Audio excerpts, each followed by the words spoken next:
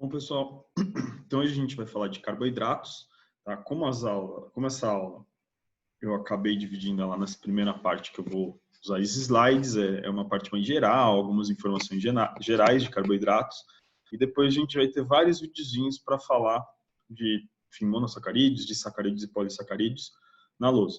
Tá? Então essa daqui é uma parte mais geral, depois vão ter as partes mais específicas que eu vou falar com vocês na lousa. Quando a gente pensa em carboidratos, tá, para o ser humano, ele desempenha aí algumas funções no nosso organismo. Tá? Quais funções ele pode desempenhar? Eles são elementos estruturais de proteção. Tá? Isso daqui, enfim, para a gente no tecido conjuntivo, a gente tem lá os glicosaminoglicanos, enfim, não sei se já ouviram falar isso, mas são um tipo de carboidratos, tá, que vão formar aí a matriz extracelular. Eles podem ser lubrificantes de articulação. A gente tem vários glicoconjugados. O sistema imune está cheio de glicoconjugado para reconhecimento das nossas células. Tá? Então, os carboidratos têm algumas funções no nosso organismo. Mas, por que eu estou falando disso? Mas, quando a gente pensa em carboidrato para o ser humano, tá? Não só para o ser humano, acho que para a grande maioria dos micro-organismos da Terra, mas para o ser humano, pensando em nós especificamente, tá? A principal função de carboidratos é energética. Tá? Carboidrato é o principal substrato energético das nossas células. Tá? Então, ele acaba sendo a base da dieta da maior parte do mundo. Qualquer país que vocês pensem no mundo, enfim, o principal prato sempre vai ter algum tipo de carboidratos. Tá? O carboidrato ele deveria fazer parte, enfim, 40% da nossa caloria basal por dia, né? 40% da nossa alimentação devia ser advinda de carboidrato, tá? Ele é um macronutriente para o nosso corpo funcionar de maneira correta. Obviamente você não vai morrer se você cortar carboidrato, tá? Mas, enfim, o seu corpo não vai funcionar da maneira correta, da maneira saudável, da maneira que ele esperaria funcionar, tá? A gente tem muito carboidrato na Terra, tá? No planeta Terra como um todo. Os vegetais eles são ricos em carboidratos. Se a gente pensar no Brasil, prato típico, arroz e feijão. Arroz e feijão tem bastante carboidrato. Vai ter proteína, óbvio, mas tem muito carboidrato. Tá? E a função principal dos carboidratos é produção de energia. Tá? Através da oxidação de carboidratos, a gente consegue produzir energia química, energia celular. Então, quando a gente pensa em carboidratos, vem energia. Tá? O ideal é vir, fornecimento de energia para as células. Tá? Isso vocês vão ver na parte metabólica da bioquímica. Essa primeira bioquímica é mais estrutural em função. Carboidrato relaciona com energia.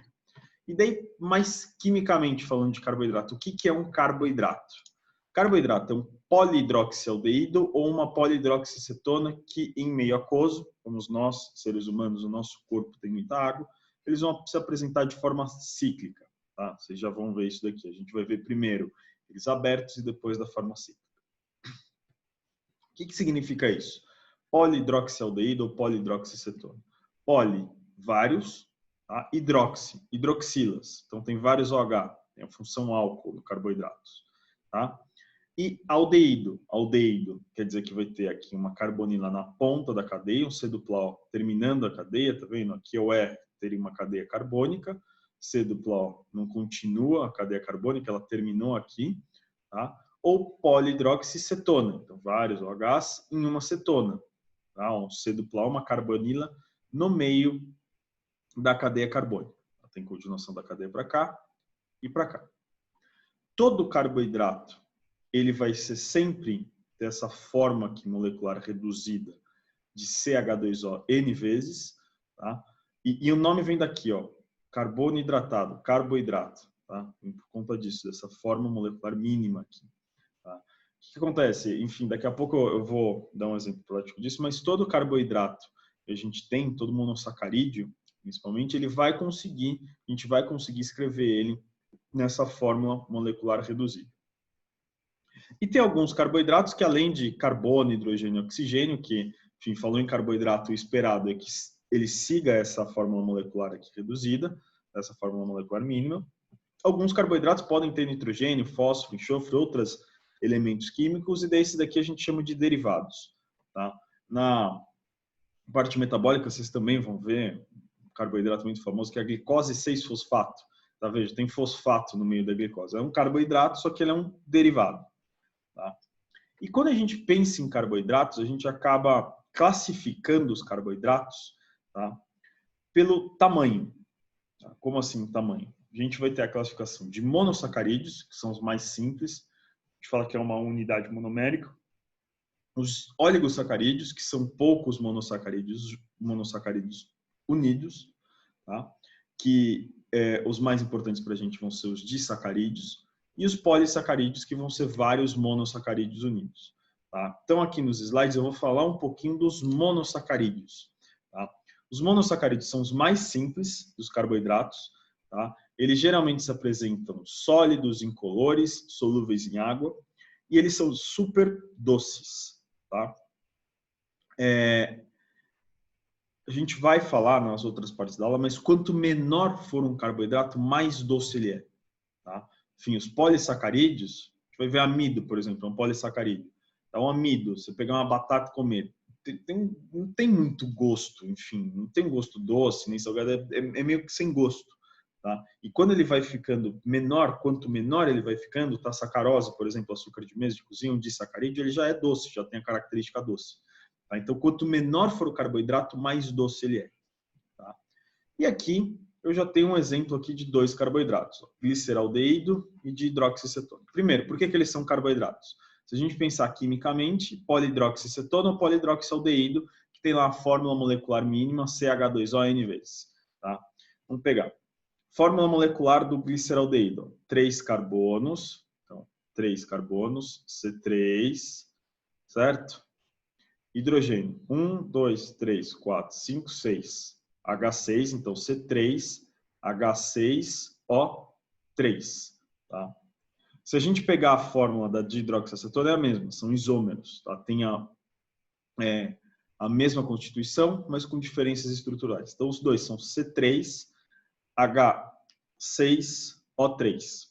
Tá? O que é essa fórmula molecular mínima? Para os dois, eu consigo escrever assim, ó, CH2O 3 vezes. Esse Nzinho aqui, quando eu coloco um 3, é só multiplicar. Então, ó, se eu colocar CH2O 3 vezes, fica C3H6O3, que são esses caras aqui. Então, esses daqui são carboidratos. Tá? Ó, tem mais de uma hidroxila nos dois. O gliceraldeído tem uma característica de aldeído, então polihidroxi, ó, mais de uma hidroxila, aldeído. E a cetona, aqui, a dihidroxiacetona, é um polihidroxi, mais de um H, cetona. Tá? O que acontece? Quando a gente tem os monossacarídeos, a gente consegue nomear esses caras a partir de algumas características. Como assim? Qual a diferença dos dois? Eles têm a mesma constituição, certo? Os dois são C3, H6O3, tá? Mas eles são diferentes. Um é um aldeído e o outro tem uma função cetona. Como que a gente falaria isso em linguagem carboidrática, vamos dizer assim? A gente fala, o gliceraldeído é uma aldose, tá? Monossacarídeo, quando a gente tem a nomenclatura terminada em ose, a gente dá uma característica dele. Então, aldose, o que é uma aldose? É um monossacarídeo que tem um aldeído na constituição. Ele é um polihidroxialdeído. Já a dihidroxiacetona é uma cetose. Por que cetose?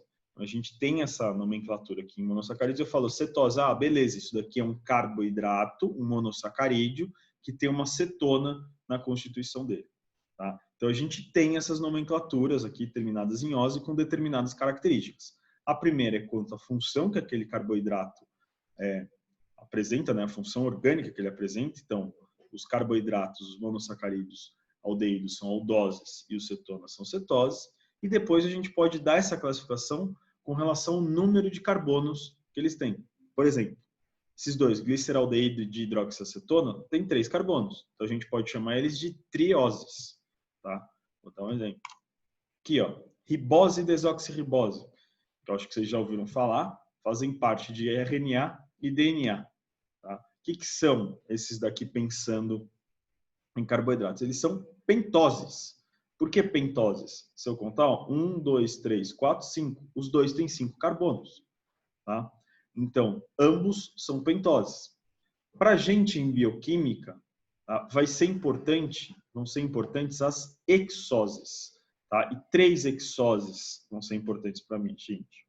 De novo, o que seria uma hexose? É um monossacarídeo formado por 6 carbonos. Tá? E as hexoses mais famosas que a gente tem, que a gente vai focar mais, vão ser a glicose, a frutose e a galactose. As 3 estão aqui já na forma linear delas. Tá? Forma linear, eu deixo elas aqui para a gente identificar as diferenças, mas na prática elas não vão se apresentar assim, daqui a pouco a gente vai ver como elas se apresentam. Vamos lá. Se a gente pegar as 3 aqui, primeiro, elas são isômeros. O que é isômeros? Tanto glicose, quanto frutose, quanto galactose têm a mesma constituição. As 3 têm C6H12O6. Tá? 6 carbonos, 12 hidrogênios, 6 oxigênio. Ou CH2O, aquele N eu colocaria um 6, tá? CH2O, 6. Tá? Então, as 3 têm a mesma forma molecular, têm a mesma constituição. Mas elas são diferentes. Elas têm diferenças estruturais. A primeira diferença óbvia que a gente vê é o seguinte. Quando eu olho para glicose e galactose, se eu olhar para glicose e para galactose, tá? As duas são aldoses. As duas têm aldeído, certo? Lembra aqui, ó, você tem aldeído na constituição do carbono, uma aldose. Tá? Então, a glicose e a galactose são aldoses. Já a frutose não é uma aldose, ela é uma cetose. Tá? Então, essa é a primeira. Quando eu pegar os 3 para diferenciar entre eles, que eu acho que é o importante da aula de hoje, é saber diferenciar uma glicose, uma frutose de uma galactose, tá? Quimicamente falando, a frutose ela vai ser diferente, ela é uma cetose em comparação da glicose e da galactose, que são aldoses. Tá? Então, a cetose é diferentona. Tá? A frutose vai ser uma cetose, ela é diferentona. Tá? Já a glicose e a galactose, a gente vai olhar por um outro aspecto para acabar diferenciando eles. Tá? Que aspecto que vai ser esse? Então, a gente vai olhar para epímero. O que é isso? Epímero é um tipo de isomeria que tem relação com posição de uma molécula na molécula, com posição de um grupo na molécula. Tá? Então, a gente usando a glicose como referencial, tá aqui a glicose no meio. Vou falar da galactose, que é importante para a gente. Aqui tem um outro exemplo, mas a gente vai pegar na galactose. Se eu numerar os carbonos aqui, nomear os carbonos, daí aqui é de química orgânica, a numeração sempre vai do carbono mais próximo da função orgânica, que dita aquela molécula, e crescente. Então, se a gente voltar aqui na glicose, ó, como a glicose é um aldeído, o carbono que dita essa função é esse daqui vai ser um 1, 2, 3, 4, 5, 6. Na galactose é a mesma coisa. Esse daqui é um 1, 2, 3, 4, 5, 6. Se eu pegar na frutose, tá? Esse carbono que dita a função é a carbonila, certo? Ele não consegue ser 1, mas ele precisa ser um número mais baixo. Então, esse daqui seria um 1, esse daqui o 2, 3, 4, 5, 6. Tá? Enfim, isso daqui é química orgânica. Se a gente comparar glicose com galactose, for comparando cada um desses carbonos dele, a gente vai ver que a diferença da glicose e da galactose está no carbono 4. Estão vendo aqui, ó, na glicose a hidroxila está para um lado e na galactose está para o outro. Tá? Essa é a diferença da galactose com a glicose. O que eu quero que vocês vejam aqui é que a diferença de glicose e galactose está no carbono 4. Lembrem disso. Tá? Essa forma linear, essa parte aqui linear que a gente apresenta de carboidratos não vai ser assim, bem assim, sempre. No próximo slide eu já vou falar o que acontece. Tá? O que eu acho que é importante, não lembra que na glicose na direita, na galactose para a esquerda. Não, espera um pouco. Glicose e galactose, a diferença das duas está no carbono 4. Tá? As duas são aldoses, as duas são formadas por 6 carbonos, 12 hidrogênios e 6 oxigênios. Tá? E a diferença entre elas vai estar aqui uma diferença na posição da hidroxila, do OH, no carbono 4 delas. Tá? Então, por que eu estou falando isso? Para a gente ainda não ver aqui essa diferença nessa estrutura que eu mostrei. Por conta de ciclização. O que acontece? Monossacarídeos que têm 5 ou mais carbonos, tá? Quando eles são colocados em meio aquoso, tá?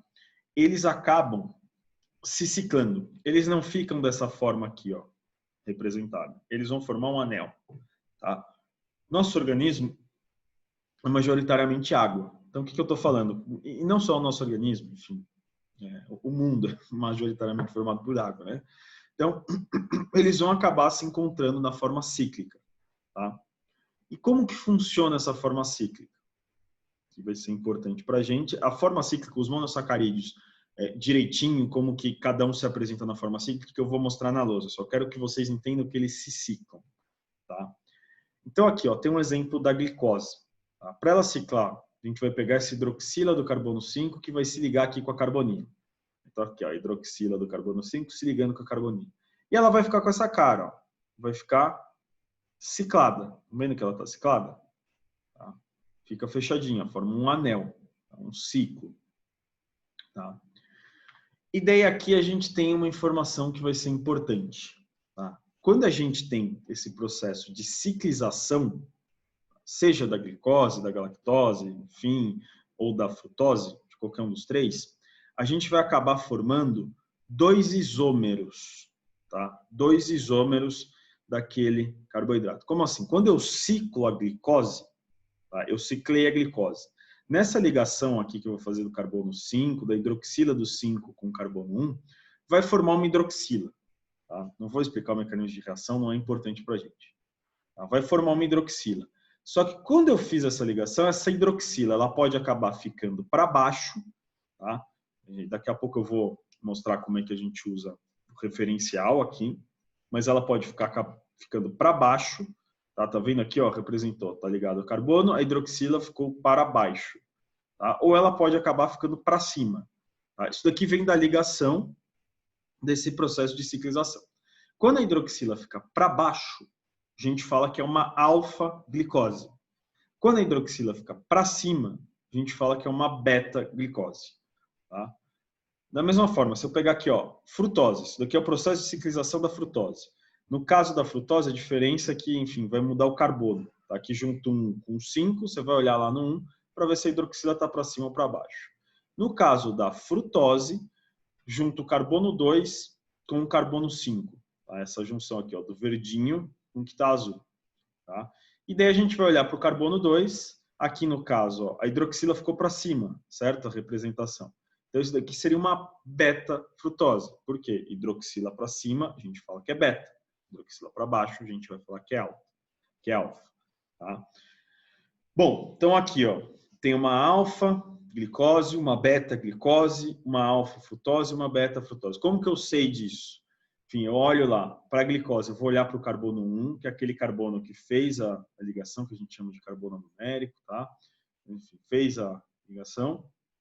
Hidroxila para baixo no carbono 1 da glicose, alfa. Se eu olhar para essa daqui, ó, a hidroxila está para cima, então vai ser uma beta-glicose. Sempre olhando no carbono 1, tá? No caso de glicose e galactose. A galactose ainda não está aqui, vou mostrar na lousa. Tá? Quando a gente pegar a frutose, eu vou olhar para o carbono 2, que é aquele carbono que, enfim, que tem uma hidroxila e um carbono pendurado a ele. Tá vendo? Ó, se eu olhar para o 5 aqui, que é do outro lado, tem um carbono, mas tem um hidrogênio, tem que ter hidroxila penduradinho. Tá? E daí você olha, se a hidroxila está para baixo, vai ser uma alfa-frutose, se a hidroxila ficar para cima, vai ser uma beta-frutose. E aqui eu quero que vocês reparem uma coisa nesse slide. Agora eu vou para a lousa, a próxima parte da aula vai ser na lousa, que a gente vai diferenciar os três, tá? Glicose, frutose e galactose, e eu vou usar já eles cíclicos. A gente precisa saber qual é qual do ponto de vista cíclico. Tá? E, enfim, a galactose vai ser muito parecida com a glicose. Vai ter uma diferença entre elas. Tá? Quando eu olhar glicose e galactose, seja alfa ou seja beta, vai ter uma diferença. Qual é a diferença? Vai estar no carbono 4. Por isso que eu falei que era importante. Tá? Galactose e glicose, olhar para o carbono 4 para saber qual é qual.